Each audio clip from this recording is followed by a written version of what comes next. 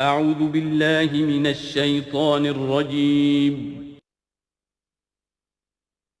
بسم اللہ الرحمن الرحیم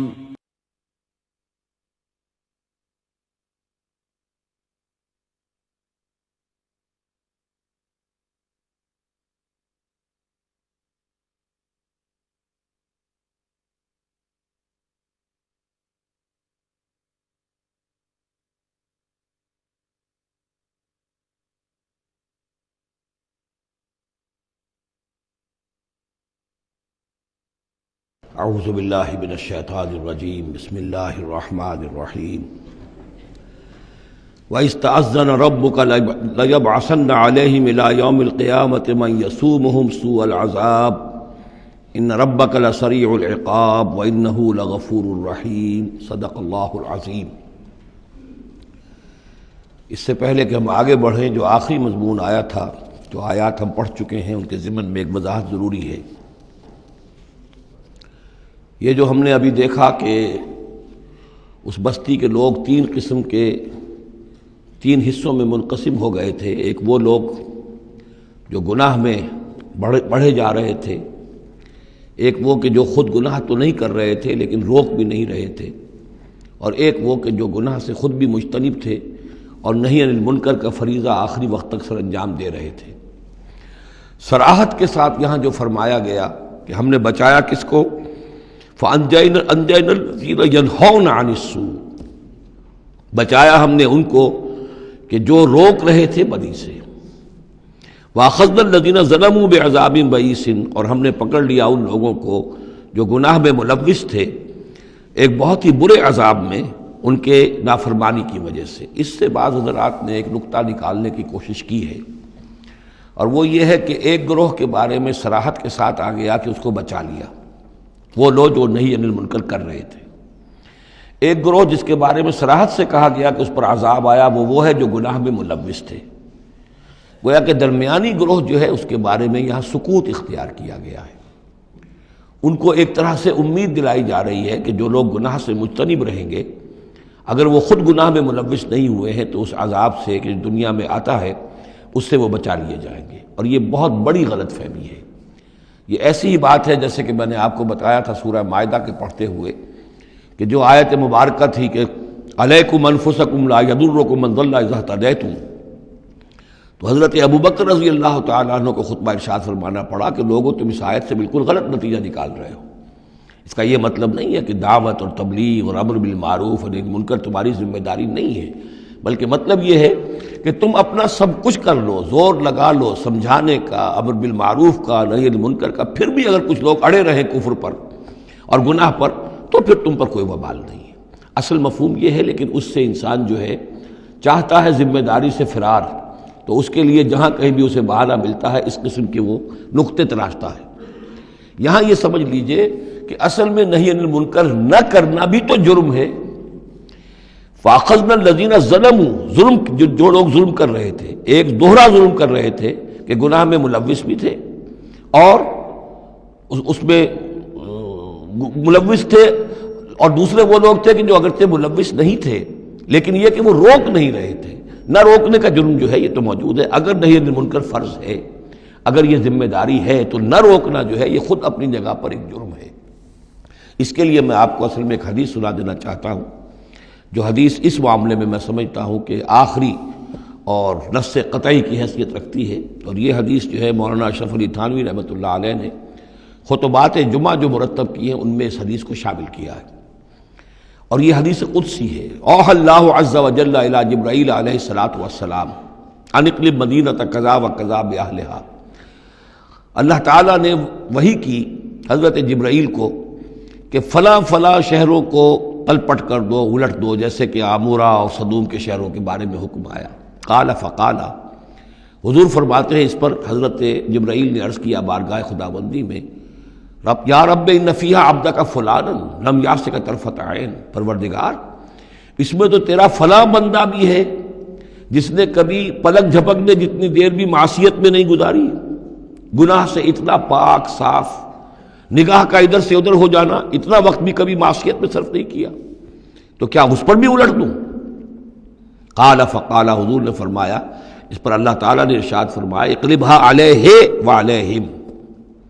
الٹو اس بستی کو، پہلے اس پر پھر دوسروں پر۔ وجہ کیا ہے؟ فإن وجهه لم يتبعر في ساعة قط، اس کے چہرے کا رنگ میری غیرت کی وجہ سے کبھی متغیر نہیں ہوا۔ یہ خود تو گناہ سے بچا رہا، لیکن گناہ پھیلتے رہے، شریعت کی دھجیاں بکھرتی رہیں، اللہ تعالیٰ کے احکام کا مذاق اڑایا جاتا رہا، اور یہ اپنے دھندے میں لگا رہا، کاروبار میں لگا رہا، یا اپنے نوافل میں لگا رہا، مراقبوں میں لگا رہا، ذکر اذکار میں لگا رہا، تو یہ دوسروں سے بڑھ کر مجرم ہے۔ اقلبها علیہ، اقلبها علیہ وعلیہم، الٹو اس بستی کو، پہلے اس پر پھر دوسروں پر۔ فإن وجهه لم يتبعر فی ساعة قط۔ اور دوسرے یہ کہ قرآن مجید میں سورہ انفال اب بہت قریب آ گئی ہے، ہم پڑھیں گے جلد ہی، وہ آیت مبارکہ بھی نص قطعی ہے قرآن کے حوالے سے، یہ تو حدیث کے حوالے سے ہوئی۔ قرآن مجید میں فرمایا گیا واتقوا فتنة لا تصیبن الذین ظلموا منکم خاصہ۔ اس دنیا میں جب کوئی اجتماعی سزا آتی ہے، کسی قوم کے اندر بحیثیت مجموعی جب منکرات پھیل جائیں، تو جب سزا آتی ہے تو پھر وہ صرف جو گناہ گار ہیں انہی کو اپنی لپیٹ میں نہیں لیتی، بلکہ وہ لوگ جو بچے ہوئے تھے وہ بھی لپیٹ میں آ جاتے ہیں۔ ہاں، امید جو دلائی گئی ہے یہاں سے وہ یہ ہے کہ جو امر بالمعروف و نہی عن المنکر کی آخری حد تک، آخری وقت تک کوشش کرتے رہے ہوں، اللہ تعالیٰ ان کو بچا لے گا۔ اب آگے چلیے، وَإِسْتَأْذَنَ رَبُّكَ، اور یاد کرو جب کہ آپ کے رب نے یہ اعلان کر دیا، لَيَبْعَثَنَّ عَلَيْهِمْ، وہ لازماً اٹھاتا رہے گا ان پر، مسلط کرتا رہے گا ان پر، الی یوم القیامہ، قیامت کے دن تک، ایسے لوگوں کو من یسومہم سوء العذاب، جو انہیں بدترین عذاب کے اندر مبتلا کرتے رہیں گے۔ ان ربک لسریع العقاب، یقیناً آپ کا رب سزا دینے میں بہت جلدی کرتا ہے۔ وَإِنَّهُ لَغَفُورٌ رحیم، اور یقیناً وہ غفور بھی ہے، رحیم بھی ہے۔ اللہ کی تو یہ دونوں شانیں ہیں، وہ عزیز ذو انتقام بھی ہے، سریع العقاب بھی ہے، لیکن وہ غفور اور رحیم بھی ہے۔ اب یہ آپ کا طرز عمل ہے کہ آپ اپنے آپ کو اس کی کس شان کا مستحق بناتے ہیں۔ اس آیت میں واقعہ یہ ہے کہ جس قانون کا ذکر ہو رہا ہے اللہ تعالیٰ کی طرف سے، اس فیصلے کا، وہ ہماری نگاہوں کے سامنے ان کی پوری تاریخ، اس لیے کہ اس کے بعد آ رہا ہے وَقَطَّعْنَاهُمْ فِي الْأَرْضِ أُمَمًا، ہم نے انہیں زمین کے اندر منتشر کر دیا، فرقوں کے اندر اور قوموں کے اندر۔ یہ ڈایاسپورا جو ہے ان کا، جو سن 70 سے شروع ہوا ہے، سن 70 عیسوی میں جو رومن جنرل تھا ٹائٹس، اس نے سیکنڈ ٹیمپل کہ جو حضرت عزیر علیہ السلام کے زمانے میں پھر دوبارہ ہیکل تعمیر ہوا تھا، اس کو شہید کیا۔ 1,33,000 یہودیوں کو ایک دن میں قتل کیا یروشلم میں، اور یہاں سے یہودیوں کو نکال باہر کیا، فلسطین سے نکال دیے گئے، تم اب فلسطین میں نہیں رہ سکتے۔ وہاں سے ان کا ڈایاسپورا شروع ہوا ہے، کوئی کہیں چلا گیا، کوئی کہیں چلا گیا، کوئی روس میں چلا گیا، کوئی یورپ میں چلا گیا، کوئی ہندوستان میں آ گیا، کوئی مصر میں آباد ہو گیا، کوئی اور دور دراز کے علاقوں میں۔ پھر جب یہ امریکہ دریافت ہوا ہے تو یہ امریکہ بھی چلے گئے، وہاں بھی جا کر آباد ہو گئے۔ تو یہ ان کا ڈایاسپورا کا پیریڈ ہے کہ جس میں یہ گویا کہ منتشر کر دیے گئے پوری زمین کے اندر، ان کی کوئی ایک جمعیت کہیں نہیں رہی، اور ہر جگہ ان سے نفرت تھی، شدید نفرت۔ بلکہ ان کے اوپر واقعہ یہ کہ یورپ میں تو بڑا ان کے اوپر ظلم بھی ہوتا تھا، جس طرح چاہتے تھے ان کو وہاں کے عیسائی جو ہیں، جیسا کہ میں بتا چکا ہوں کہ ان کو معلوم تھا کہ یہ جو جن کو ہم خدا مانتے ہیں حضرت عیسیٰ علیہ السلام، ان کو سوری پر چڑھوایا انہوں نے، اور انہوں نے کفر کیا، اور وہ حضرت مسیح علیہ السلام کی شان میں گستاخی کرتے ہیں، حضرت مریم کی شان میں گستاخی کرتے ہیں، تہمتیں لگاتے ہیں، لہذا وہ ان کے درمیان دشمنی رہی۔ اور اس کی آخری مثال اس صدی میں، یعنی دور کی تاریخ تو شاید ہمیں معلوم ہو کہ شاید فیری ٹیلز ہیں، یہ کوئی کہانیاں ہیں جو ہم سن رہے ہیں، اس صدی میں جو ہوا ہٹلر کے ہاتھوں 6 ملین 60 لاکھ یہودی ختم کیے اس نے۔ پورا مشرقی یورپ کا یہودی جو ہے کھینچ کھینچ کر وہاں سے پکڑ کر، جہاں تک ہٹلر کی حکومت بنی تھی، جہاں تک اس کے جو گئے تھے فتوحات کا دائرہ، وہاں سے یہودیوں کو کھینچ کر کنسنٹریشن کیمپس میں لایا گیا۔ پھر خاص مشینیں ایجاد کی گئیں، خاص جو ہیں اس کے لیے ایسے بنائے گئے کہ ان کے لیے اب اتنے لوگوں کو قتل کریں گے تو دفن کہاں کریں، ان کو کیا کریں، how to dispose of the dead bodies. تو اسپیشل پلانٹ بنائے گئے کہ ایک بڑے سے ہال میں داخل ہو رہے ہیں، وہاں سارے کپڑے اتروا لیے تاکہ یہ کپڑے بھی استعمال ہوں بعد میں۔ کہا یہ جاتا تھا کہ تمہارے کپڑوں میں جوئیں پڑ گئی ہیں، تو جوؤں کو اس کو ڈیلاؤس کرنے کے لیے ضروری ہے کپڑے اتار کے آگے گیس کے اندر، تاکہ وہ جوئیں ختم ہو جائیں گی۔ پھر ان کے بال اتروا لیتے تھے، عورتوں کے بال بھی شیو کر لیے، مردوں کے بھی، ان بالوں سے قالین بنائے انہوں نے جو نازیوں نے اپنے دفتروں میں بچھائے، ہیومن ہیئر کے قالین۔ پھر ان کو لے جا کر ایک گیس چیمبر کے اندر کے سب مر گئے۔ پھر اب وہ بڑے بڑے پٹے جیسے چلتے ہیں مشینیں، بڑے بڑی فیکٹریز کے اندر وہ پٹوں کے اوپر لاشیں چل رہی ہیں، پھر ان کا چورا ہو رہا ہے، جیسے کہ کہیں جو ہے وہ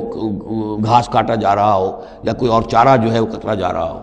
پھر کسی خاص قسم کے کیمیکلز کے اندر ان کو تحلیل کیا کہ آخر میں کیا نکل رہا ہے، نہ کسی گوشت کا پتہ، نہ خون کا پتہ، نہ ہڈی کا پتہ، کسی شے کا پتہ نہیں، ایک بدبودار سیاہ رنگ کا مائع باہر نکل رہا ہے، اور اسے وہ لے گئے اپنے کھیتوں میں اور اسے بنا لیا کھاد۔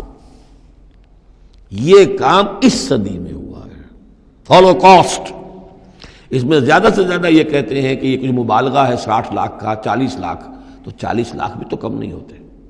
40 لاکھ افراد کا اس طرح ختم ہو جانا۔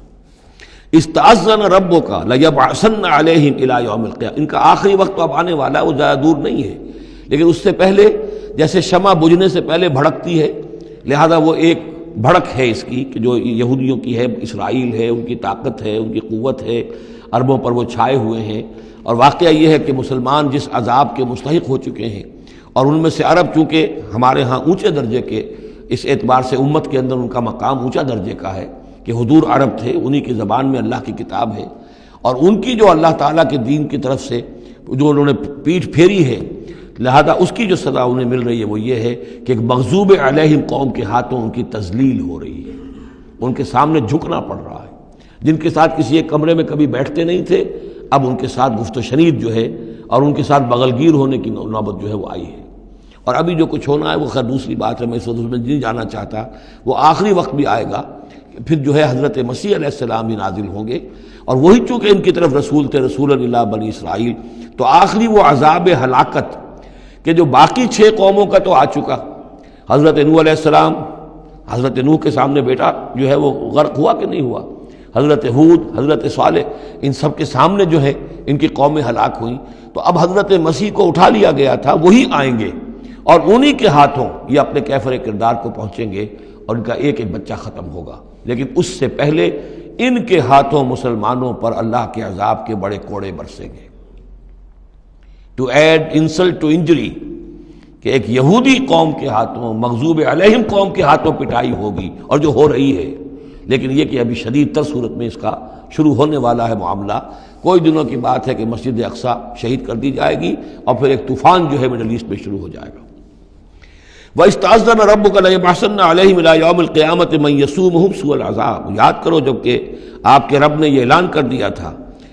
کہ وہ لازماً اٹھاتا رہے گا، مسلط کرتا رہے گا ان پر قیامت تک ایسے لوگوں کو جو انہیں بدترین عذاب میں مبتلا کرتے رہیں گے۔ إِنَّ رَبَّكَ لَسَرِيعُ الْعِقَابِ وَإِنَّهُ لَغَفُورٌ رَحِيمٌ وَقَطَّعْنَاهُمْ فِي الْأَرْضِ، ہم نے متفرق کر دیا ان کو زمین میں، امماً، فرقے بن گئے، علیحدہ جماعتیں بن گئیں، اور اب ان کے جھگڑے ہو رہے ہیں مختلف علاقوں سے، جو لوگ آ کر اسرائیل میں آباد ہو رہے ہیں۔ اب ظاہر بات ہے سینکڑوں برس تک کچھ یہودی جو ہیں روس میں رہے، ان کے اپنے کچھ مزاج اور بن گئے ہیں، ان کی شکلوں کے اندر بھی تبدیلی ہو گئی ہے، ان کی زبان بھی کچھ مختلف ہے، تو اب یہ اسرائیل کے اندر ان کے مابین تصادم ہوتا ہے۔ منہم الصالحون ومنہم دون ذلک، ان میں سے ہے کچھ لوگ جو صالح بھی ہیں، لیکن یہ کہ ان میں وہ بھی ہے کہ جو دوسری طرح کے ہیں اور طرح کے ہیں۔ وَلَوْنَاهُمْ بِالْحَسَنَاتِ وَالسَّيِّئَاتِ لَعَلَّهُمْ يَرْجِعُونَ، ہم انہیں بھلائی سے اور برائی سے آزمائش کرتے رہے شاید کہ یہ لوگ لوٹ آئیں۔ فَخَلَفَ مِن بَعْدِهِمْ خَلْفٌ، لیکن یہ کہ ان کے بعد ایسے ناخلف لوگ ان میں پیدا ہو گئے، وَرِثُوا الْكِتَابَ، وہ کتاب کے وارث ہو گئے، وارث بنے، تورات کے وارث بنے۔ یَأْخُذُونَ عَرَضَ هَذَا الْأَدْنَىٰ، وہ اس دنیا جو ادنا زندگی ہے، دنیا کی ادنا زندگانی، اسی کے ساتھ و سامان کے پیچھے پڑے رہتے ہیں، حاصل کرتے ہیں حلال سے، حرام سے، جائز سے، ناجائز سے۔ وَيَقُولُونَ سَيُغْفَرُ لَنَا، اور کہتے ہیں ہمیں تو بخش دیا جائے گا، ابراہیم کی نسل سے ہیں، اسرائیل کی اولاد ہیں، we are the chosen people of the Lord، سَيُغْفَرُ لَنَا، ہمیں بخش دیا جائے گا۔ وہیں یاتہم عرض مثلہ یاخذوہ، اگر ایسا ہی اور سامان بھی ان کو دیا جائے اور لے لیں گے، حرام سے یہ نہیں دیکھیں گے کہ حلال سے یا حرام سے۔ الم یؤخذ علیہم میثاق الکتاب، کیا ان سے کتاب کا عہد نہیں لیا گیا تھا؟ جب تورات دی گئی تھی تو عہد لیا گیا تھا، اللہ یقول علی اللہ الا الحق، کہ نہیں منسوب کریں گے اللہ کی طرف کوئی بات مگر حق، ودرسوا ما فیہ، اور انہوں نے پڑھا اس کو جو کچھ کہ اس میں تھا، والدار الآخرۃ خیر للذین یتقون، اور یقیناً آخرت کا گھر، پچھلا گھر تو بہتر ہے انہی لوگوں کے لیے جنہوں نے تقوی کی روش اختیار کی. فلا تعقلون، تو کیا تم عقل سے کام نہیں لیتے؟ والذین یمسکون بالکتاب واقاموا الصلاۃ، اور رہے وہ لوگ کہ جو کتاب کو مضبوطی کے ساتھ جنہوں نے تھاما، تمسک کیا کتاب کے ساتھ، اور اقاموا الصلاۃ، نماز قائم کی. انا لا نضیع اجر المصلحین، ایسے مصلحین کا اجر ہم ضائع نہیں کریں گے. بات ہے کہ کوئی نہ کوئی لوگ تو ان کے اندر اچھے رہے، آخری وقت تک بھی رہے. وَإِذْ نَتَقْنَا الْجَبَلَ فَوْقَهُمْ، اور یاد کرو جب کہ ہم نے پہاڑ کو ان کے اوپر اٹھا دیا تھا. كَأَنَّهُ ذُلَّةٌ، ایسے ہو گیا تھا جیسے سائبان ہو. وَظَنُّوا أَنَّهُ واقع بِهِمْ، اور انہیں یقین ہو گیا تھا کہ ابھی ہم پر گرا کہ گرا. خُذُوا مَا آتَيْنَاكُمْ بِقُوَّةٍ، اور ہم نے اس وقت کہا تھا کہ تھامو اس کو مضبوطی کے ساتھ جو ہم نے تمہیں دیا ہے، اس کتاب کو مضبوطی سے تھامو، اس کو پوری قوت کے ساتھ اپنی اس کا تمسک کرو. وَاذْكُرُوا مَا فِيهِ لَعَلَّكُمْ تَتَّقُونَ، اور جو کچھ اس میں ہے اس کو یاد رکھو، مستحضر رکھو، تاکہ تم بچتے رہو اور تمہارے اندر تقویٰ کی روش پیدا ہو جائے. وَإِذْ أَخَذَ رَبُّكَ مِن بَنِي آدَمَ مِن ظُهُورِهِمْ ذُرِّيَّتَهُمْ، اور یاد کرو جب کہ نکالے اللہ نے، آپ کے رب نے، تمام بنی آدم کی پیٹھوں سے ان کی نسل کو. اب یہ کہ یہ اصل میں تو معاملہ ہو رہا ہے عالم الارواح میں، جبکہ ابھی جسد پیدا ہی نہیں ہوئے تھے. لیکن دو ہی شکلیں ہو سکتی تھی، یا تو لوگوں کو یہ ساری بات پہلے بتائی گئی ہوتی، عالم ارواح ہے، پہلی تخلیق یہ ہے، دوسری تخلیق یہ ہے. عالم ارواح میں یہ قول و قرار دیا گیا. عرب کے جو اولین مخاطب تھے حضور صلی اللہ علیہ وسلم کے اور قرآن کے، چونکہ ان کے لیے یہ چیزیں ان کی اس وقت کی استعداد کے اعتبار سے بھاری تھیں، قرآن مجید نے عام فہم الفاظ استعمال کیے. جب ہم نے نسل آدم کی تمام ان کی پیٹھوں سے ذریت کو نکال لیا، یعنی یہ کہ جتنے بھی انسان آنے والے تھے دنیا میں، ان سب کی ارواح جو ہیں وہ وہاں موجود تھیں. وَإِذْ أَخَذَ رَبُّكَ مِن بَنِي آدَمَ مِن ظُهُورِهِمْ ذُرِّيَّتَهُمْ وَأَشْهَدَهُمْ عَلَىٰ أَنفُسِهِمْ، اور ان کو گواہ بنایا اپنے اوپر، اچھی طرح سوچ سمجھ کر. اقرار جو ہوتا ہے جس کو ہم کہتے ہیں میں بقائمی ہوش و حواس یہ اقرار کر رہا ہوں، تو پوری طرح ہوش و حواس میں سیلف کانشسنس، یہ میں آپ کو بتا چکا ہوں، ہمارے اندر جو سیلف کانشسنس ہے، خود شعوری، وہ ہے ہی ہماری روح کی بنیاد پر. حیوانات میں بھی شعور تو ہے، کانشسنس تو ہے، سیلف کانشسنس نہیں ہے، خود شعوری نہیں ہے. تو یہ خود شعوری کا منبع جو ہے در حقیقت وہ روح ہے. تو وہ ارواح موجود تھی، انہیں اپنی ذات کا شعور تھا. اشہدہم علی انفسہم، انہیں اپنی ذات کے اوپر خود گواہ بنا کر پھر سوال کیا، الست بربکم، کیا میں تمہارا رب نہیں ہوں، تمہارا مالک، تمہارا آقا؟ قالوا بلا، وہ کہیں گے کیوں نہیں، شہیدنا، ہم اس پر اقرار کرتے ہیں، ہم گواہ ہیں. اب یہاں نوٹ کیجئے، جیسے کہ اس سے پہلے آیا تھا سورہ مائدہ میں کہ اہل کتاب تمہارے پاس ہمارا بشیر اور نذیر آ گیا، مبادا تم یہ کہو کہ ہمارے پاس کوئی بشیر اور نذیر نہیں آیا. وہ گویا کہ اتمام حجت تھی اہل کتاب پر. سورہ انعام میں آ چکا ہے کہ مبادا تم یہ کہو کہ کتابیں تو دی گئی تھیں ہم سے پہلے دو گروہوں کو، ہم تو جانتے نہیں تھے، عبرانی زبان کی کتاب نہیں پڑھتے تھے. وہ اتمام حجت تھا بنی اسماعیل پر کہ اب تمہارے اندر ہم نے اپنا ایک رسول بھیج دیا صلی اللہ علیہ وسلم، یہ کتاب آ گئی ہے. اب تم یہ نہیں کہہ سکتے کہ وہ تو ہم سے پہلے دو گروہوں پر نازل کی گئی تھی. ہاں اگر ہم پر کہیں نازل کی گئی ہوتی تو ہم ان دونوں سے بڑھ کر بہت زیادہ جو ہے اس سے فائدہ اٹھاتے اور حق پر ہوتے. اب یہ جو گواہی ہے یہ آ رہی ہے پوری نوع انسانی، جس کے حوالے سے میں نے آپ کو بتایا تھا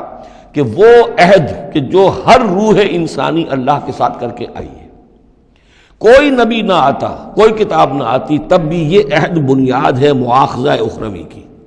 محاسبہ، accountability, the grand accountability of the day of judgement. اس کا بیسس جو ہے وہ یہ ہے، بنیادی بات یہ ہے، بنیادی حجت یہ ہے. نبوت سے، کتابوں سے، وحی سے یہ تو اتمام حجت ہوا ہے، اضافی شے ہے. اللہ نے امتحان کو اور آسان کر دیا نوع انسانی کے لیے، لیکن بنیادی حجت جس کی بنا پر ہر انسان رسپانسبل ہے، اکاؤنٹیبل ہے، وہ یہ عہد ہے.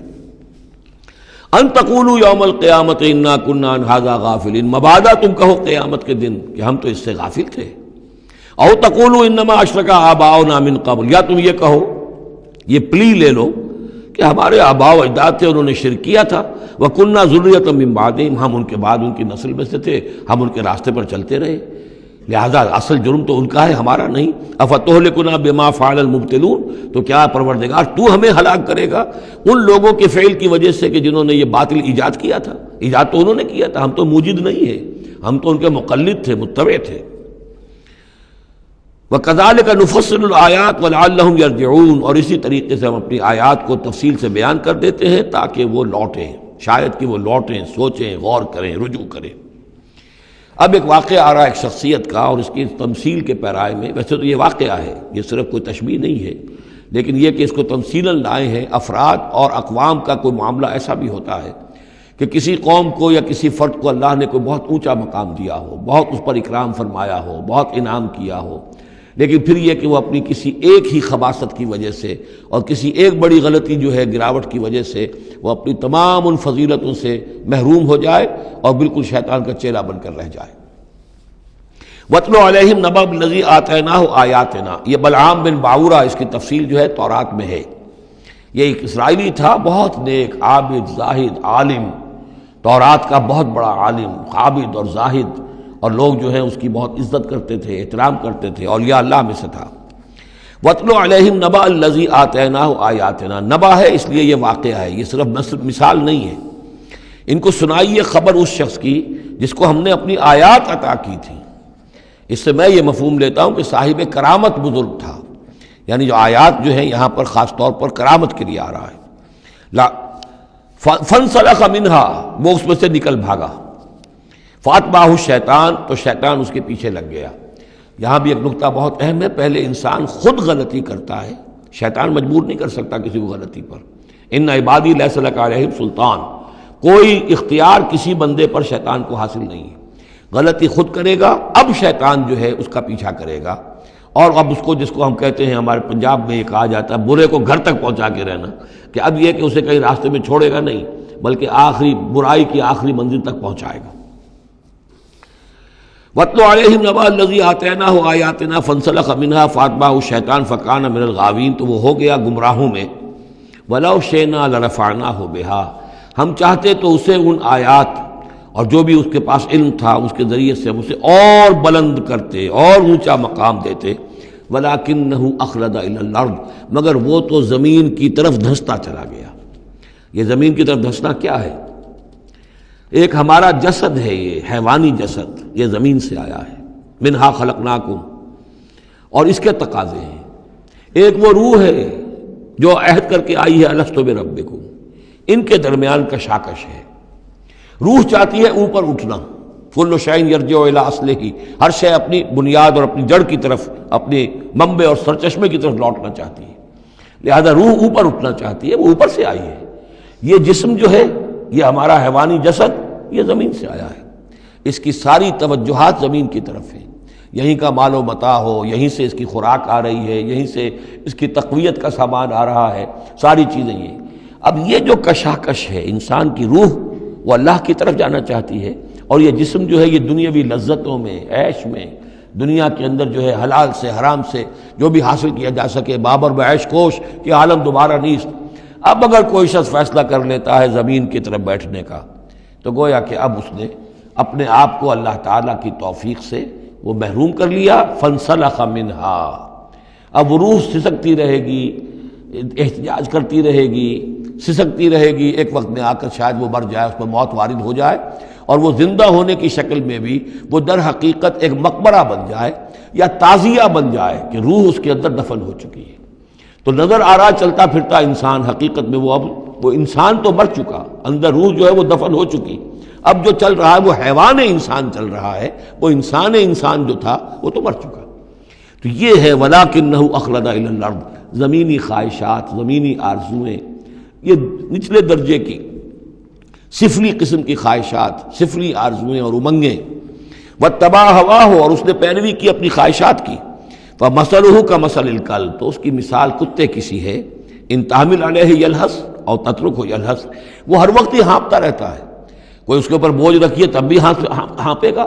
اور ویسے بھی وہ اس کی زبان باہر نکلی ہوتی ہے، ہانپتا رہتا ہے۔ اسی طرح کا معاملہ ہے کہ اللہ نے تو اس کو اپنی نعمتیں عطا کی، لیکن وہ بدبخت ان کی قدر کرنے کی بجائے اس کتے کے مانند ہانپنے لگا اور زمین ہی کی طرف، اور کتا آپ نے دیکھا ہوگا چلتا ہوا سونگھتا جاتا ہے زمین کو، ہر وقت سونگھے گا زمین کو۔ ذالک مثل القوم الذین کذبوا بآیاتنا، یہی مثال ہے اس قوم کی بھی جنہوں نے ہماری آیات کو جھٹلایا۔ اور یہاں پھر نوٹ کیجئے کہ پاکستانی قوم اس کی سب سے بڑی مثال ہے۔ پاکستان کا بن جانا معجزہ تھا کسی حساب کتاب میں آنے والی شے نہیں۔ پھر پاکستان کا قائم رہ جانا معجزہ تھا،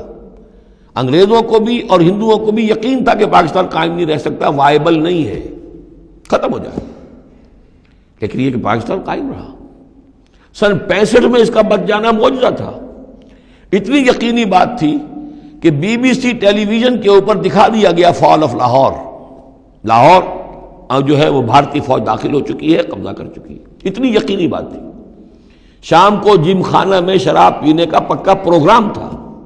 لیکن خوف طاری کر دیا اللہ تعالیٰ نے ان کے دلوں پر، شاید ہمارا کوئی گھیراؤ کیا جا رہا ہے، کوئی ریزسٹنس نہیں ہے، کیا ہوا ہے؟ یہاں ہم غافل پڑے ہوئے تھے، ریزسٹنس کیا ہوتی؟ لیکن بجائے اس کے کہ وہ یہ سمجھتے کہ یہ غافل ہیں اور ریزسٹنس اس لیے نہیں ہو رہی، ان کے دلوں میں سألقی فی قلوب الذین کفروا الرعب، میں ان کافروں کے دلوں میں رعب ڈال دوں گا، وہ رعب پڑ گیا، پاکستان بچ گیا۔ تو یہ ساری چیزیں ہیں، معجزے پر معجزے ہیں، لیکن یہ سب کس لیے تھا کہ ہم اس ملک کو ہم نے حاصل کیا تھا اسلام کے نام پر، اسے تجربہ گاہ بنائیں گے،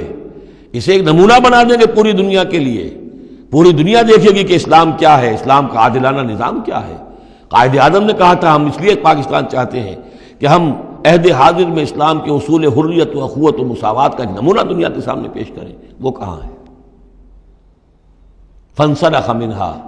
ان تمام آیات سے ہم نکل بھاگے ہیں، شیطان کی پیروی کی ہے، اور جو حال ہوا ہے 2 لخت ہو چکے ہیں، اور ابھی کیا حال ہوگا، جو نئی صورتحال جو ہے اس ملک کے اندر اب کھدبد ہونے لگی ہے، پکنے لگی ہے، اس کی صورتحال کیا بنے گی واللہ اعلم۔ ذالک مثل القوم الذین کذبوا بآیاتنا، یہی مثال اس قوم کی بھی ہے جس نے ہماری آیات کو جھٹلایا۔ فاقصص القصص لعلہم یتفکرون، تو اے نبی آپ یہ چیزیں سنا دیجئے، شاید یہ تفکر کریں، شاید کہ یہ غور کریں، آپ یہ باتیں ہماری سنا دیجئے۔ سا مثلا القوم الذین کذبوا بآیاتنا، بری ہے مثال اس قوم کی جنہوں نے ہماری آیات کو جھٹلایا، وانفسہم کانوا یظلمون، اور وہ خود اپنی جانوں کے اوپر ظلم ڈھاتے رہے۔ من یہد اللہ فہو المہتدی، جسے اللہ ہدایت دیتا ہے وہی ہدایت یافتہ ہوتا ہے، ومن یضلل فاولئک هم الخاسرون، اور جس کی گمراہی کے اوپر اللہ تعالیٰ کی طرف سے مہر قائم ہو جائے تو وہ تو تباہ ہونے والے ہی ہیں۔ وَلَقَدْ ذَرَأْنَا لِجَهَنَّمَ كَثِيرًا مِنَ الْجِنِّ، اب یہ تیسری بات آ گئی حکمت قرآنی کی۔ دیکھیے پہلے وہ عہد الست جو عالم ارواح میں ہم نے کیا تھا، اچھا اس عہد الست کے حوالے سے ہم پر یہ بات واضح ہو گئی، ایک ہمارا روحانی وجود ہے اور ایک ہمارا حیوانی وجود ہے۔ اگر ہماری توجہ اور ساری دلچسپی حیوانی وجود پر ہوگی تو ہم ظاہر بات ہے کہ پھر اس بلعام بن باورہ کی مثال بن جائیں گے، انفرادی سطح پر بھی اور قومی اور اجتماعی سطح پر بھی۔ اب تیسری بات آ رہی ہے کہ انسانوں میں سے کثیر انسان وہ ہیں جو نظر آتے ہیں انسان، حقیقت میں انسان نہیں ہے، حیوانوں کی سطح پر ہے۔ وَلَقَدْ ذَرَأْنَا لِجَهَنَّمَ كَثِيرًا مِنَ الْجِنِّ وَالْإِنسِ، ہم نے جہنم کے لیے پیدا کیے ہیں بہت سے جن اور انس۔ لہم قلوب لا یفقہون بہا، ان کے دل تو ہیں لیکن ان سے غور نہیں کرتے، تفقہ نہیں کرتے۔ وَلَهُمْ أَعْيُنٌ لَا يُبْصِرُونَ بِهَا، ان کی آنکھیں ہیں ان سے دیکھتے نہیں۔ وَلَهُمْ آذَانٌ لَا يَسْمَعُونَ بِهَا، ان کے کان ہیں لیکن ان سے سنتے نہیں۔ اولئک کالانعام، یہ چوپایوں کے مانند ہیں، بل ہم اضل، بلکہ ان سے بھی گئے گزرے ہیں۔ اولئک هم الغافلون، یہی لوگ ہیں کہ جو غافل ہیں۔ یعنی یہ کہ جب انسان ہدایت سے منہ موڑتا ہے اور جب ہٹ دھرمی پر اتر آتا ہے اور جب اللہ تعالیٰ دلوں پر مہر کر دیتا ہے اور ان کی سماعت پر، کانوں پر مہر لگا دیتا ہے، ان کی آنکھوں پہ پردے ڈال، اب یہ کیا رہ گئے؟ اب یہ انسان نہیں رہے، ان کے دل تو ہیں تفقع سے خالی ہے، مہر لگ چکی ہے۔ آنکھیں تو ہے حیوانوں کا سا دیکھنا دیکھ رہی ہیں، کتا بھی دیکھ لیتا ہے گاڑی آ رہی ہے مجھے بچنا ہے، انسان نے بھی دیکھ لیا، لیکن یہ دیکھنا حیوانی دیکھنا ہے۔ انسانی دیکھنا تو کچھ اور ہوتا ہے، کسی شے کو دیکھے اور اس کی حقیقت پر غور کرے۔ اہل نظر ذوق نظر خوب ہے، لیکن جو شے کی حقیقت کو نہ دیکھے وہ نظر کیا۔ لیکن یہ انسانی دیکھنا جو ہے، دیدن دیگر آموز شنیدن دیگر آموز، وہ دوسری قسم کا دیکھنا سیکھو، دوسری قسم کا سننا سیکھو۔ وہ سننا جو دل سے سنا جاتا ہے، وہ دیکھنا جو دل سے دیکھا جاتا ہے۔ لیکن جب ان کے دلوں پر مہر ہو گئی، ان کے کانوں پر مہر ہو گئی، ان کی آنکھوں پر پردے پڑ گئے، اب ان کا حال کیا ہے؟ لہم قلوب لا یفقہون بہا ولہم اعین لا یبصرون بہا ولہم آذان لا یسمعون بہا اولئک کالانعام بل ہم اضل، یہ چوپایوں کے مانند ہیں بلکہ ان سے بھی گئے گزرے۔ اس لیے کہ چوپایوں کو تو اللہ نے پیدا ہی اس لیول پر کیا تھا، ان کو پیدا کیا تھا بہت اونچے مقام پر۔ یہی سورۃ التین کا مضمون ہے، والتین والزیتون وطور سینین وہذا البلد الامین لقد خلقنا الانسان فی احسن تقویم ثم رددناہ اسفل سافلین. انسان پیدا کیا گیا اس بلند ترین مقام کے اوپر، مسجود ملائک، لیکن پھر جب یہ گرتا ہے تو سب سے نچلوں میں سب سے نیچے ہوتا ہے. تو یہ وہ لوگ ہیں اولئک کالانعام بل هم اضل اولئک هم الغافلون. یہی لوگ ہیں جو غافل ہیں، اس دنیا میں رہتے ہیں حیوانوں کی طرف کھایا پیا چرا چگا اور جو ہے بس دنیا کی لذتیں اٹھائیں اور مر گئے. کچھ ہوش نہیں کہ کیوں ہم پیدا کیے گئے، کون ہمارا خالق ہے، کون ہمارا مالک ہے، زندگی کاہے کے لیے ہے، زندگی آمد برائے بندگی، زندگی بے بندگی شرمندگی، کو مرنے کے بعد کہیں کسی کے سامنے حاضری ہے، کوئی جواب نہیں، کچھ نہیں، کوئی ہوش نہیں. وَلِلَّهِ الْأَسْمَاءُ الْحُسْنَى، اور تمام اچھے نام اللہ ہی کے ہیں. فَادْعُوهُ بِهَا، تو پکارو انہیں اس کے ذریعے سے، پکارو اللہ کو ان کے ذریعے سے. ایک نقطہ یہاں نوٹ کر لیجئے، قرآن مجید سے کہیں اللہ تعالیٰ کے لیے لفظ صفت ثابت نہیں ہوتا. ویسے حدیث میں ہے، میں صرف بیان کر رہا ہوں، قرآن میں نہیں. قرآن میں اللہ کے لیے لفظ آتا ہے نام، اسماء، یہ سب اللہ کے نام ہیں. ویسے یہ کہ صفاتی نام ہے یہ دوسری بات ہے، لیکن صفات کا لفظ جو ہے، صفت کا لفظ اللہ کے لیے ایجاباً مثبت طور پر قرآن میں کہیں نہیں آیا. نام ہے اللہ کے، اور نام جو ہے در حقیقت کسی ایک ہی شے کے 100 نام ہو سکتے ہیں. تلوار کے 5000 نام ہیں، تلوار تو ایک ہی شے ہے نا، لیکن اس کے مختلف اوصاف کے اعتبار سے بہت سے نام اس کے عرب رکھ لیتے تھے. تو اللہ تعالیٰ کے نام ہیں، ان ناموں میں سے کچھ قرآن میں بھی آئے ہیں، کچھ ایک حدیث ہے حضرت ابو ہریرہ سے رضی اللہ تعالیٰ عنہ، جس میں کہ حضور نے 99 نام گنوائے ہیں کہ اللہ کے یہ 99 نام ہیں، اور ان کے ذریعے سے تو اللہ سے دعا کی جائے تو اس کے ناموں کے حوالے سے، اللہ تعالیٰ کے ناموں کے. فَادْعُوهُ بِهَا، اللہ تعالیٰ کو پکارا کرو اس کے ناموں کے حوالے سے. یا ستارو، یا غفارو، یا کریمو، یا علیمو، یہ اس طریقے سے اللہ تعالیٰ کے جو نام ہیں. تو یا اللہ ہو، ظاہر بات ہے کہ اللہ جو ہے وہ بھی اللہ کا سب سے بڑا نام، سب سے اہم نام ہے. اس حوالے سے اس کو پکارو، دعا کرو اس کے ناموں کے حوالے سے. وَذَرُوا الَّذِينَ يُلْحِدُونَ فِي أَسْمَائِهِ، اور چھوڑ دو، دفع کرو ان لوگوں کو کہ جو اس کے ناموں میں کجی نکالتے ہیں. لحد کہتے ہیں ٹیڑھ کو. یہ قبر جو ہوتی ہے ایک سیدھی ہوتی ہے اور ایک ہوتی ہے لحد والی، جس میں کہ بغلی قبر. تو اسماء الہی میں لحد الحاد جو ہے تو یہ ہے کہ ان کا غلط استعمال کیا جائے. انہی ناموں کے حوالے سے ان کے مراقبے کر کے ان کے اندر تاثیرات ہیں، اس میں کوئی شک نہیں، لیکن ان کے غلط استعمالات جو ہیں وہ درست نہیں ہیں. اللہ تعالیٰ کے ذکر کے لیے، اللہ سے خود اپنی دعا کے لیے ان کو ذریعہ بنایا جائے، لیکن ان کو لوگوں کے لیے نقصان پہنچانے کا ذریعہ بنانا یہ گویا کہ الحاد ہو جائے گا، غلط استعمال. اور دوسرے یہ کہ بعض اللہ تعالیٰ کے نام جو ہیں وہ جوڑوں کی شکل میں ہیں، ان میں ایک ہی کے حوالے سے پکارنا وہ بھی الحاد ہو جائے گا. المعز المذل، یہ اب جوڑا ہے، وہی عزت دینے والا ہے، وہی ذلت دینے والا ہے. لیکن اگر آپ نے یا مذلو یا مذلو یا مذلو کہنا شروع کر دیا تو یہ الحاد ہو جائے گا. اے ذلیل کرنے والے، اے ذلیل کرنے والے، اے ذلیل کرنے والے. جہاں دونوں لفظ آنے چاہیے، یا معز ہو یا مذل ہو. اے وہ کہ جو عزت دینے والا ہے، اور اے وہ کہ جو ذلیل کرتا ہے. یہ دونوں نام جو ہے الرافع والخافض، ایک وہ ہے کہ جو اٹھانے والا ہے، اونچا کرنے والا ہے، اور نیچے گرانے والا ہے، وہ الخافض بھی ہے، الرافع بھی ہے، المعز بھی ہے، المذل بھی ہے، المحیی بھی ہے، الممیت بھی ہے، زندہ رکھنے والا بھی ہے، موت وارد کرنے والا بھی ہے. تو یہ جو جوڑوں کے نام ہیں ان کو ساتھ ساتھ ہی ہمیشہ رکھنا چاہیے.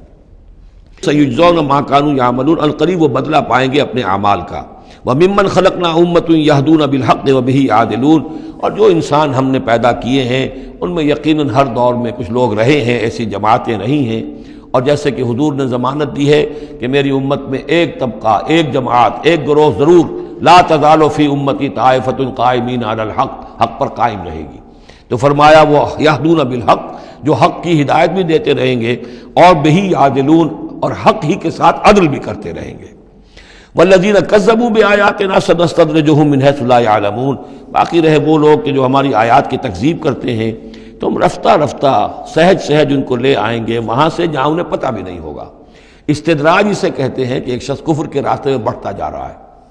لیکن اس کی کامیابیاں دنیا میں بڑھتی جا رہی ہیں، وہ اور بڑھ رہا ہے اور بڑھ رہا ہے. وہ سمجھ رہا ہے اللہ کا فضل ہو رہا ہے مجھ پر، حالانکہ اصل میں اللہ تعالیٰ نے اس کی رسی دراز کی ہے تاکہ اور گناہ جو اس نے کمانے ہیں وہ کما لے. اس کو استدراج کہتے ہیں، اور یہ بہت بڑا فتنہ ہے. بسا اوقات ایک انسان غلط راستے پر چل رہا ہے لیکن وہ اس استدراج کی وجہ سے یہ سمجھ بیٹھتا میں صحیح راستے پر ہوں، تبھی تو اللہ کی رحمت آ رہی ہے، تبھی تو مجھے کامیابی مل رہی ہے، قدم قدم پر جو ہے کامیابی میری قدم بوسی کر رہی ہے۔ نہیں، یہ استدراج ہے۔ والذین کذبوا بآیاتنا سنستدرجهم من حیث لا یعلمون، ہم آہستہ آہستہ انہیں پکڑ لیں گے جہاں سے انہیں پتہ بھی نہیں ہوگا۔ واملی لہم، آپ ان کو ڈھیل دیں گے، ان کیدی متین، میری چال بہت مضبوط ہے۔ جب وہ مچھلی جو ہے کانٹا اس کے حلق میں اب پھنس چکا ہے، اب اس کی ڈور جو ہے آپ ڈھیل کرتے رہیے، کوئی حرج نہیں، ان قیدی متین، کہیں جانے والی نہیں ہے۔ اولم یتفکروا، کیا یہ لوگ تفکر نہیں کرتے، غور و فکر نہیں کرتے؟ ما بصاحبہم من جنہ، ان کے جو ساتھی ہیں یعنی محمد صلی اللہ علیہ وسلم، انہیں کوئی جنون نہیں ہے، کوئی جن ان پر نہیں آ گیا ہے۔ یہ بھی وہی انداز ہے، سرچنگ کویسچن، کہ ذرا غور کرو، کبھی تم نے سوچا ہے، کہہ تو دیتے ہو تم، کبھی سوچا ہے یہ محمد صلی اللہ علیہ وسلم جو تمہاری نگاہوں کے سامنے ہے، ان کی سیرت، ان کا کردار، ان کی شخصیت، ان کی طہارت، ان کی صفائی، نظافت، یہ چیزیں ایسی ہیں کہ جن کے بارے میں کوئی شخص یہ کہہ سکے کہ ان پر کوئی جن آ گیا ہے یا ان کا کوئی دماغی توازن ٹھیک نہیں رہا۔ ما بصاحبہم من جنہ، کوئی ان کو جنون نہیں ہے، کوئی جن ان کے اوپر نہیں آ گیا، ان ہوا الا نذیر مبین، نہیں ہے یہ مگر ایک واضح طور پر خبردار کر دینے والے۔ اولم ينظروا فی ملکوت السماوات والارض وما خلق اللہ من شیء، اور کیا یہ لوگ غور و فکر نہیں کرتے آسمانوں اور زمین کی سلطنت میں اور جو اللہ تعالیٰ نے چیزیں بنائی ہیں؟ وان عسى ان يكون قد اقترب اجلهم، اور کیا انہیں یہ گمان نہیں ہے ہو سکتا ہے کہ ان کی مہلت ختم ہوا چاہتی ہو، ان کی اجل، لکل امۃ اجل، ہر قوم کے لیے ایک اجل معین ہے، تو تم کیسے نچنت ہو گئے ہو سکتا ہے کہ تمہاری وہ اجل اب قریب آ چکی ہو۔ ان یکون قد اقترب اجلهم فبأي حدیث بعدہ یؤمنون، تو اب اس کے بعد اور کس شے پر، کس بات پر یہ ایمان لائیں گے؟ من یضلل اللہ فلا ہادی لہ، جس کو اللہ گمراہ کر دے گا یا جس کی گمراہی پر اللہ کی طرف سے مہر تصدیق ثبت ہو جائے گی، اب اسے کوئی ہدایت دینے والا نہیں۔ وَيَذَرُهُمْ فِي طُغْيَانِهِمْ يَعْمَهُونَ، اور وہ چھوڑ دے گا ان کو ان کی سرکشی میں اندھے ہو کر آگے بڑھتے ہوئے۔ يَسْأَلُونَكَ عَنِ السَّاعَةِ أَيَّانَ مُرْسَاهَا، اے نبی آپ سے پوچھتے ہیں یہ قیامت کب آئے گی، آپ ہمیں بہت ڈراتے رہتے ہیں قیامت قیامت قیامت کب آئے گی، کب لنگر انداز ہوگی؟ قل انما علمها عند ربی، کہہ دیجئے اس کا علم تو میرے رب کے پاس ہے۔ لا یجلیها لوقتها الا هو، نہیں روشن کرے گا اسے اس کے وقت پر مگر خود وہ، اس کا وقت سوائے اللہ کے کسی کے علم میں نہیں، کسی فرشتے کے علم میں نہیں ہے، کسی کے علم میں نہیں ہے، وہی ہے لا یجلیها لوقتها، اپنے اس وقت معین کے اوپر خود ہی اسے روشن کرے گا۔ ثقلت فی السماوات والارض، ویسے وہ آسمانوں اور زمین ہی کے اندر اٹھی ہوئی ہے، حمل اسی کے اندر ہے اس کا، یعنی یوں سمجھیے کہ ہر شے کے اندر جو تخلیق کی گئی ہے اس کی فنا بھی اسی شے میں موجود ہے۔ ہر تخلیق جو ہے اس کی ایک اجل مسمى ہے، تو گویا کہ اس کی موت اس کے ساتھ ہی ہے، ہم اپنی موت اپنے ساتھ لیے پھر رہے ہیں۔ اسی طرح یہ کائنات جو ہے جس کی تخلیق کی گئی ہے، یہ گویا کہ وہ جو جیسے کسی کا حمل ہوتا ہے عورت کا، وہ حمل لیے پھر رہی ہو، اسی طریقے سے یہ کائنات اپنی اس قیامت کو اٹھائے پھر رہی ہے۔ ثقلت فی السماوات والارض لا تأتیکم الا بغتۃ، لیکن نہیں آئے گی تم پر مگر اچانک۔ یسألونک کأنک حفی عنہا، اے نبی آپ سے تو یہ اس طرح پوچھتے ہیں گویا کہ آپ اس کی کھوج میں لگے ہوئے ہیں، آپ کو یہی فکر دامنگیر ہے قیامت کب آئے گی، حالانکہ آپ کا اس سے کوئی سروکار نہیں، یہ ہمارا معاملہ ہے۔ قل انما علمها عند اللہ، کہہ دیجئے اس کا علم تو صرف اللہ کے پاس ہے، ولکن اکثر الناس لا يعلمون، لیکن اکثر لوگ علم نہیں رکھتے۔ قل لا املک لنفسی نفعا ولا ضرا، کہہ دیجئے مجھے کوئی اختیار نہیں ہے خود اپنی جان کے بارے میں بھی، نہ کسی نفع کا اور نہ ضرر کا، الا ما شاء اللہ، سوائے اس کے کہ جو اللہ چاہے۔ ولو كنت اعلم الغیب لاستكثرت من الخیر، اور اگر مجھے علم غیب حاصل ہوتا تو میں تو بہت سا خیر جمع کر لیتا، میرے پاس علم غیب نہیں ہے۔ یہ جیسا کہ ہم پہلے پڑھ چکے سورہ نام میں، کہہ دیجئے میں نہ تم سے یہ کہتا ہوں کہ میں فرشتہ ہوں، نہ میں یہ کہتا ہوں کہ میرے پاس علم غیب ہے، نہ میں یہ کہتا ہوں کہ میرے پاس اللہ کے خزانے جو ہیں وہ میرے قبضہ قدرت میں ہیں، کچھ بھی نہیں۔ وَلَوْ كُنْتُ أَعْلَمُ الْغَيْبَ، اگر غیب کا علم میرے پاس ہوتا لَاسْتَكْثَرْتُ مِنَ الْخَيْرِ، تو میں نے بہت سا خیر جمع کر لیا ہوتا۔ وَمَا مَسَّنِيَ السُّوءُ، اور مجھے کوئی تکلیف آتی ہی نہ۔ ان انا الا نذیر وبشیر لقوم یؤمنون، نہیں ہوں میں کچھ بھی مگر یہ کہ ایک بشیر اور نذیر ہوں، خبردار کرنے والا، بشارت دینے والا، لقوم یؤمنون، ان لوگوں کے لیے کہ جو ایمان والے ہوں۔ هو الذی خلقکم من نفس واحدۃ، وہی ہے جس نے تمہیں پیدا کیا ایک جان سے، وجعل منہا زوجہا، اور اسی سے بنایا اس کا جوڑا، لیسکن الیہا، تاکہ وہ سکون حاصل کرے اس کی طرف۔ اس کی طرف میں اشارہ کر چکا ہوں سورہ بقرہ میں بھی۔ وابتغوا ما کتب اللہ لک، کہ یہ جو معاملہ ہے شوہر اور بیوی کا، اس میں یہاں جہاں اولاد کا معاملہ ہے وہاں ایک تسکین بھی ہے، سکون بھی ہے۔ فلما تغشاہا، تو جب شوہر ڈھانپ لیتا ہے اپنی بیوی کو، حملت، اور اس سے حمل ہو جاتا ہے، حملا خفیفا، اور وہ ہلکا حمل ہوتا ہے، ابھی پتہ بھی نہیں چلتا کہ کوئی حمل ٹھہر گیا ہے، فمرت بہ، تو وہ اس کو لے کر چلتی پھرتی رہتی ہے۔ فلما اثقلت، جب بوجھل ہو جاتی ہے، دعوا اللہ ربہما، تو اب وہ دونوں اللہ کو پکارتے ہیں، اپنے رب کو، لئن آتیتنا صالحا، اے اللہ اگر یہ بچہ تو ہمیں عطا کر دے گا صحت مند، صحیح، درست، ہر نک سکھ سے صحیح ہو، اس کے تمام اعضاء درست ہوں، لئن آتیتنا صالحا لنکونن من الشاکرین، تو ہم بڑا شکر ادا کریں گے، بڑا ہم تیرا احسان مانیں گے۔ فلما آتاہما صالحا، اور جب اللہ تعالیٰ نے انہیں عطا کر دیا درست بھلا چنگا بچہ، جعلا لہ شرکاء، اب اس میں شریک ٹھہرا دیے، یہ فلاں بزرگ کے مزار پہ میں گئی تھی، یہ ان کی نگاہ کرم ہوئی ہے، اور یہ فلاں جو ہے دیوی کی کرپا ہو گئی ہے کہ جس کی وجہ سے مجھے اولاد مل گئی ہے، دیا اللہ نے، اور اب یہاں پہ اس کے لیے دیوی اور دیوتا یاد آ گئے۔ فتعال اللہ عما یشرکون، تو اللہ بہت بلند و بالا ہے ان کے شرک سے۔ ایشرکون ما لا یخلق شیئا وہم یخلقون، کیا وہ ان چیزوں کو شریک کر رہے ہیں اللہ کے ساتھ جو کوئی شے تخلیق کرتے ہی نہیں، وہ تو خود مخلوق ہیں، فرشتے ہیں تو مخلوق ہیں، جنات ہیں تو مخلوق ہیں، انبیاء ہیں تو مخلوق ہیں، اولیاء اللہ ہیں تو مخلوق ہیں، یہ تو خود مخلوق ہیں، سب کے سب مخلوق ہیں۔ ایشرکون ما لا یخلق شیئا وہم یخلقون ولا یستطیعون لہم نصرا ولا انفسہم ینصرون، نہ وہ ان کی مدد کر سکتے ہیں نہ وہ اپنی مدد پر قادر ہیں، وہ تو سب کے سب جو ہے اللہ کے بندے ہیں۔ ان تدعوہم الی الہدی، اب یہاں پر تدریجاً بات لائی جا رہی ہے ان کو کہ جو ان کے اصل جو ڈیٹیز ان کی ہیں، وہ تو سمجھتے ہیں دیویاں ہیں، دیوتا ہیں، وہ تو اوپر ہیں، وہ تو انویزیبل ہیں، ہم نے ان کے نام پر یہ بت تراش لیے ہیں۔ تو چاہے رادھا کرشنن ہو، چاہے کوئی اور فلسفی ہو، وہ کہے گا یہ کہ ہم ان بتوں کو نہیں پوج رہے، ہم بھی جانتے ہیں یہ پتھر ہے، پتھر کے سوائے میں کیا ہے، یہ نہ دیکھ سکتے ہیں نہ چل سکتے ہیں، پتھر ہیں، لیکن عام طور پر ان کے ہاں آدمی جو ہے عوام کی سطح پر وہ پھر انہی کو سمجھ بیٹھتا ہے کہ یہی ہے، اور چومتا ہے، چاٹتا ہے، جو بھی کرتا ہے، ان کا دھون پیتا ہے، ان کے سامنے ڈنڈوت کرتا ہے، ان کے سامنے جو ہے حلوے مانڈے پیش کرتا ہے، تو عوامی سطح پر ذہن میں یہی آ جاتا ہے کہ یہی ہیں معبود جن کو کہ ہم پوج رہے ہیں، اور انہی کے اندر قدرت ہے ہماری مشکل کشائی کی۔ اب ادھر رخ آ رہا ہے، ان تدعوہم الی الہدی، اگر تم پکارو انہیں ہدایت کے لیے کہ تمہیں راستہ دکھا دیں، لا یتبعوکم، وہ تمہاری طرف توجہ ہی نہیں کر سکیں گے، سواء علیکم ادعوتموہم ام انتم صامتون، برابر ہے تم پر کہ تم انہیں پکارو یا خاموش رہو۔ ان الذین تدعون من دون اللہ عباد امثالکم، ہاں جنہیں تم پکار رہے ہو، جنہیں دیوتا اور دیوی بنا لیا ہے، فرشتے ہیں یا اولیاء اللہ ہیں، وہ بھی تمہاری طرح کے بندے ہیں، عباد امثالکم، وہ تمہاری طرح کے بندے ہیں، فادعوہم فلیستجیبوا لکم ان کنتم صادقین، تو پکارو ان کو اور پھر دیکھو اگر تم سچے ہو تو پھر ان کی طرف سے تمہیں کوئی جواب ملنا چاہیے، کوئی وحی آنی چاہیے۔ لیکن یہ کہ ہم نے تو انہیں تمہاری اس، بلکہ آئے گا قرآن مجید میں آگے چل کر کہ وہ کہیں گے کہ ہم تو غافل تھے، ہمیں تو پتہ نہیں تھا کہ تم ہمیں پکارتے رہے، ہمیں ہماری دعائی دیتے رہے اور ہم سے مانگتے رہے، یا شیخ عبد القادر جیلانی شیئا للہ، ہمیں کیا پتہ تم نے یہ ہمارے ساتھ حماقتیں کی ہیں، ہمیں تو کوئی معلوم نہیں، تو وہ تو کہیں گے غافل ہیں ہم۔ اب یہاں بتوں کی طرف اشارہ ہو رہا ہے، ام لہم ارجل یمشون بہا، کیا ان کے پاؤں ہیں، تم نے بنا تو دیے پاؤں، کیا چلتے بھی ہیں ان سے؟ ام لہم ایدین یبطشون بہا، ہاتھ بھی تم نے بنا دیے ان کے، لیکن کیا یہ اس سے پکڑ بھی سکتے ہیں؟ ام لہم اعین یبصرون بہا، کیا ان کی آنکھیں ہیں جن سے یہ دیکھتے ہوں؟ ام لہم آذان یسمعون بہا، یا ان کے جو کان ہیں ان سے یہ سنتے ہیں؟ قل ادعوا شرکاءکم، اے نبی اب کہہ دیجئے، اب یہ قول فیصل ہے، جیسے حضرت ابراہیم سے کہلوا دیا گیا تھا، انی بریء مما تشرکون،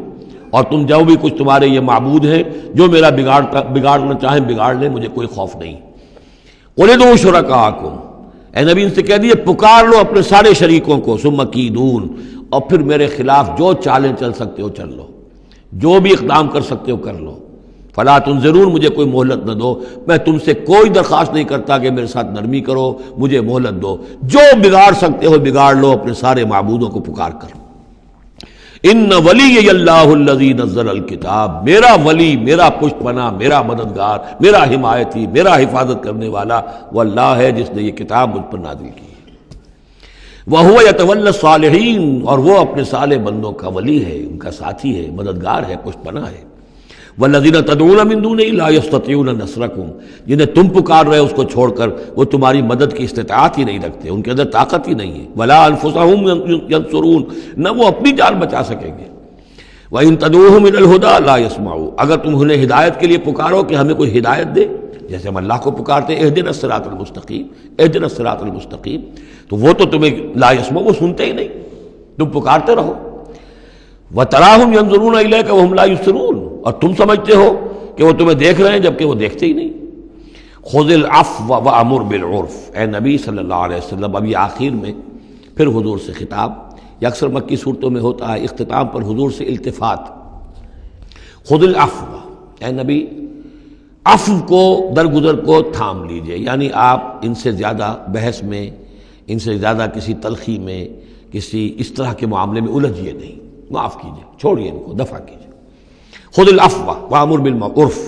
اور بھلی بات کا حکم دیتے رہیے، جو بھی اچھی بات ہے اس کی طرف دعوت دیتے رہیے، آپ کا کام ہے دعوت دینا۔ وَأَعْرِضْ عَنِ الْجَاهِلِينَ، اور جو آپ سے الجھنا چاہیں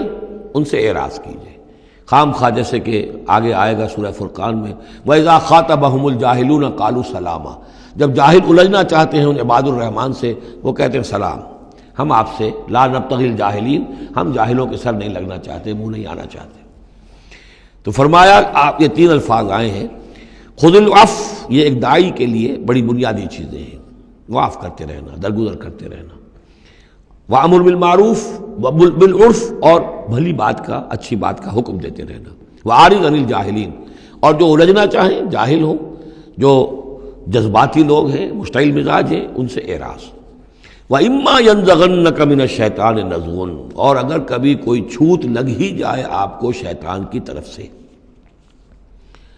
نزع کھینچ لینا، نزغ مس کر جانا، چھو جانا، چھوت،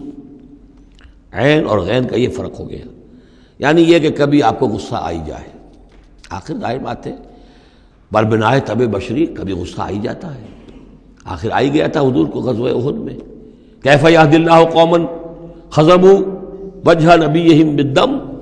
کیسے اللہ ہدایت دے گا اس قوم کو جس نے اپنے نبی کے چہرے کو خون سے رنگ دیا، غصہ آ گیا تھا۔ لیس لک من الامر، اے نبی آپ کے ہاتھ میں اختیار نہیں ہے، ہدایت اور ضلالت کا اختیار ہمارے ہاتھ میں ہے۔ اسی طریقے سے اے نبی اگر کبھی غصہ آ جائے، فرمایا وَإِمَّا يَنزَغَنَّكَ مِنَ الشَّيْطَانِ نَزْغٌ فَاسْتَعِذْ بِاللَّهِ، فوراً اللہ کی پناہ طلب کرو، إِنَّهُ سَمِيعٌ عَلِيمٌ، اور یہ پھر آگے چل کر حامیم السجدہ میں بھی یہ آیت آئے گی، إِنَّهُ هُوَ السَّمِيعُ الْعَلِيمُ، یقیناً وہی ہے سب کچھ سننے والا اور سب کچھ جاننے والا۔ إِنَّ الَّذِينَ اتَّقَوْا إِذَا مَسَّهُمْ طَائِفٌ مِّنَ الشَّيْطَانِ تَذَكَّرُوا، اور یہی روش ہے تقوی والوں کی، جن لوگوں کے اندر تقوی ہوتا ہے، جب ان پر کوئی گزر ہو جاتا ہے شیطان کے کسی سائے کا، اذا مسہم طائف من الشیطان، شیطان کا کوئی ان کے اوپر گزر ہو گیا، کوئی سایہ پڑ گیا، تذکروا، فوراً وہ چوکنے ہو جاتے ہیں، فوراً ہوش میں آ جاتے ہیں کہ یہ کیا ہوا، ہم پر کچھ اثر پڑ گیا تھا، کچھ عارضی طور پر کچھ غفلت سے طاری ہو گئی تھی، جیسے کہ خود حضور فرماتے ہیں صلی اللہ علیہ وسلم، انہ لا یغان علی قلبی، میرے دل پر بھی کبھی کبھی حجاب سا آ جاتا ہے، وَإِنِّي لَأَسْتَغْفِرُ اللَّهَ 70 مرة فی کل یوم، اور میں روزانہ 70 مرتبہ اللہ سے استغفار کرتا ہوں۔ لیکن یہ سمجھ لیجئے کہ ہمارے دل کے اوپر حجاب وہ بہت اور شے ہے، اور حضور کے قلب مبارک پر حجاب، آپ کے قلب مبارک کا حجاب جو ہے وہ ہماری 100 حضوریوں، لاکھوں حضوریوں سے بڑھ کر جو ہے وہ حضوری کے درجے میں ہوگا۔ لیکن جو انٹینسٹی ہے، جو تعلق مع اللہ کی انٹینسٹی ہے، اس میں ذرا سی کمی بھی آ گئی ہے تو اس سے حضور نے تعبیر کیا کہ میرے بھی دل پر کبھی کبھی حجاب آ جاتا ہے، انہ لا یغان علی قلبی، انٹینسٹی تو کم ہو گئی نا، یہ بجلی جس پاور کی ہے ذرا سی کم ہو جائے گی تو ایک دفعہ تو آپ کو محسوس ہوگا اندھیرا ہو گیا، حالانکہ بجلی ہے، روشنی ہے، اندھیرا نہیں ہوا ہے، لیکن اس کی پاور کم ہوئی ہے۔ تو فرمایا کہ انہ لا یغان علی قلبی وانی لاستغفر اللہ 70 مرة فی کل یوم۔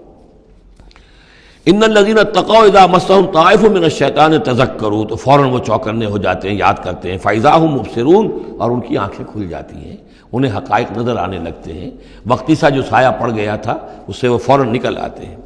وَإِخْوَانُهُمْ يَمُدُّونَهُمْ، باقی جو شیطانوں کے بھائی ہیں انہیں شیطان گھسیٹ کر لے جاتے ہیں، فی الغی، وہ اس کجی کے اندر وہ گھسیٹتے ہوئے دور تک پہنچاتے ہیں، جیسے بلعم بن باعورہ کو پہنچایا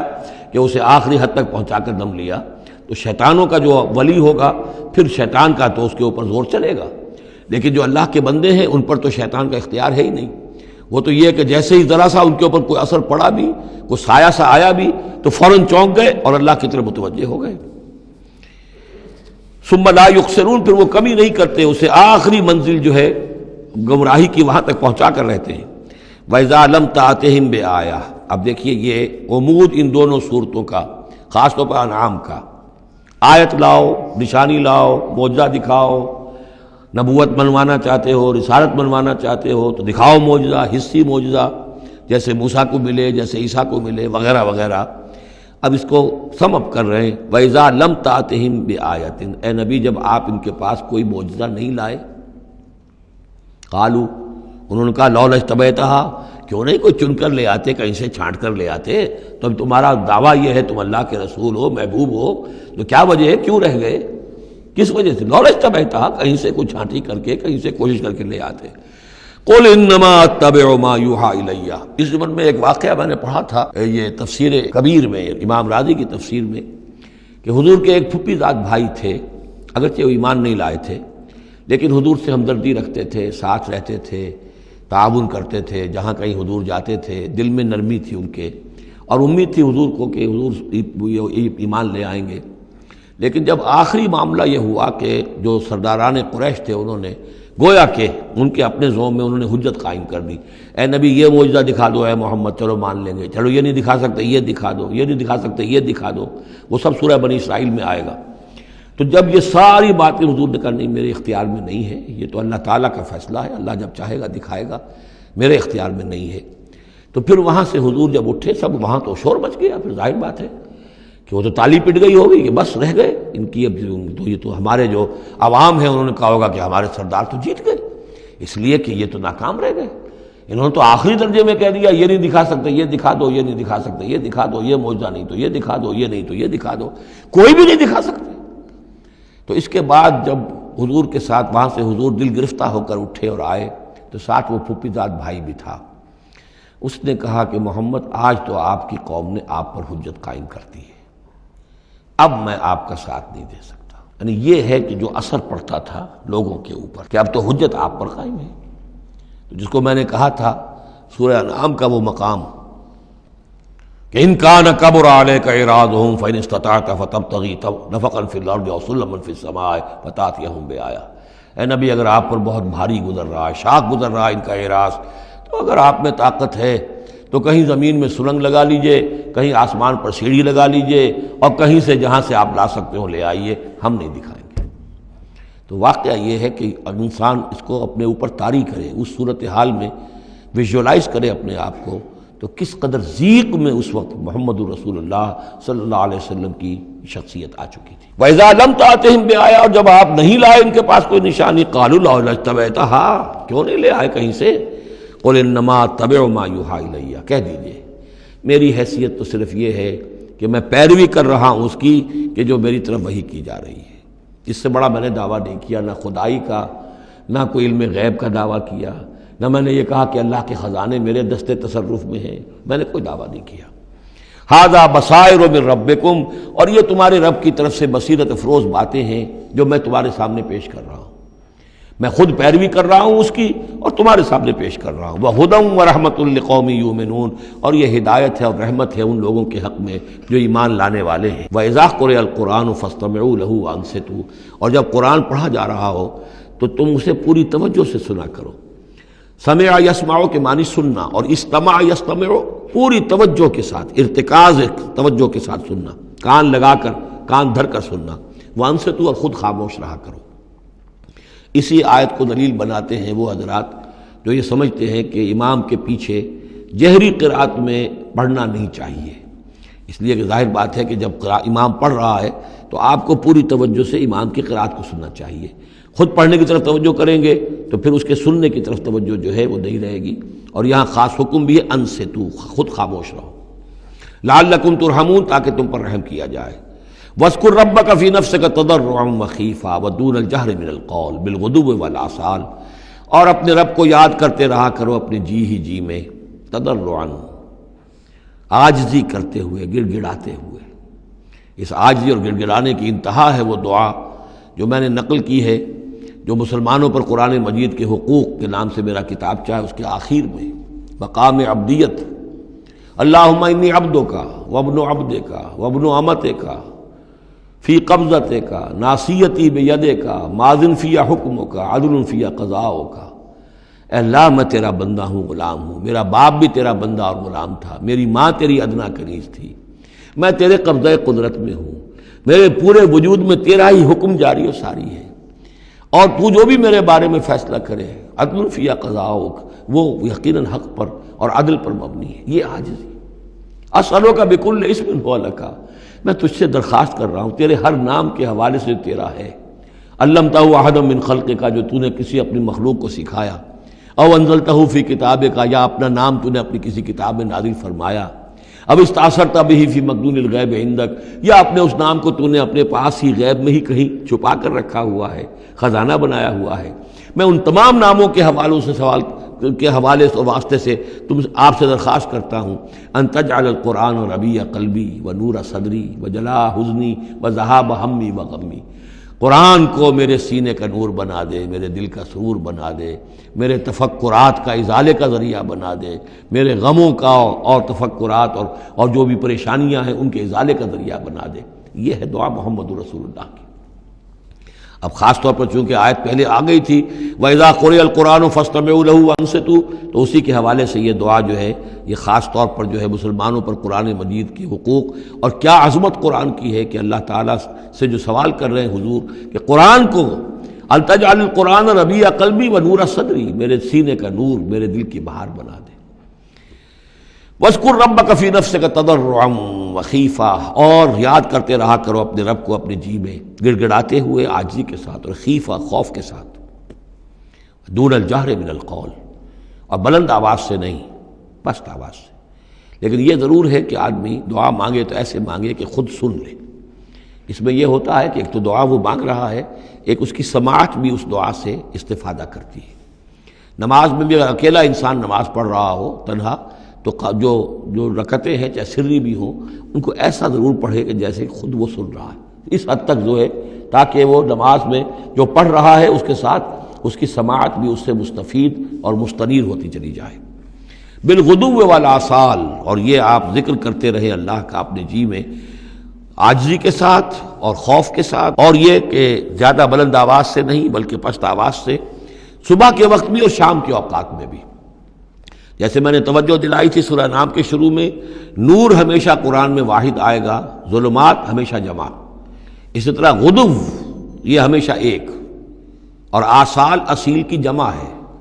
یعنی شام کے اوقات۔ اور اس میں اشارہ ہے کہ صبح کی نماز ایک ہی ہے جو اللہ تعالیٰ نے فرض رکھی ہے، اور جیسے ہی لدلوک الشمس الی غسق اللیل، سورج ذرا ڈھلنا شروع ہوتا ہے، مغرب کی طرف ذرا اترنا شروع ہوتا ہے، وہاں سے لے کے پے بپے نمازیں ہیں، ظہر ہے، عصر ہے، مغرب ہے، عشاء ہے، تو یہ جو ہے یہ آصال جمع کا صیغہ ہے۔ بالغدو والآصال، غدو والآصال، ولا تکن من الغافلین، اور غافلوں میں سے نہ ہو جائیے۔ ان الذین عند ربک، یقیناً وہ بزرگ ہستیاں، وہ ملائکہ مقربین، وہ ملائے اعلیٰ جو اپنے رب کے پاس ہیں، مقربین ہیں، قریب ترین ہیں، وہ جس کے بارے میں امیر خسرو نے کہا ہے کہ خدا خود میر محفل بود اندر لامکاں خسرو، محمد شمع محفل بود شب جائے کہ من بودم۔ ایک لامکاں کی محفل وہ بھی ہے جہاں کا میر مجلس اللہ ہے، اور جہاں فرشتے ہیں، ملائکہ مقربین ہیں، اور محمد رسول اللہ روح محمدی وہاں گویا کہ چراغ اور شمع کی حیثیت سے ہے۔ تو ان الذین عند ربک لا یستکبرون عن عبادتہ، وہ جو اس کے قریب ترین ہیں وہ بھی اس کی عبادت سے استکبار نہیں کرتے، استکبار کی بنیاد پر عبادت سے دستکش نہیں ہوتے۔ وَيُسَبِّحُونَهُ، اور اس کی تسبیح کرتے رہتے ہیں، وہ لَهُ يَسْجُدُونَ، اور اس کے لیے سجدے کرتے رہتے ہیں۔ بارک اللہ لی ولکم فی القرآن العظیم ونفعنی وإیاکم بالآیات والذکر الحکیم۔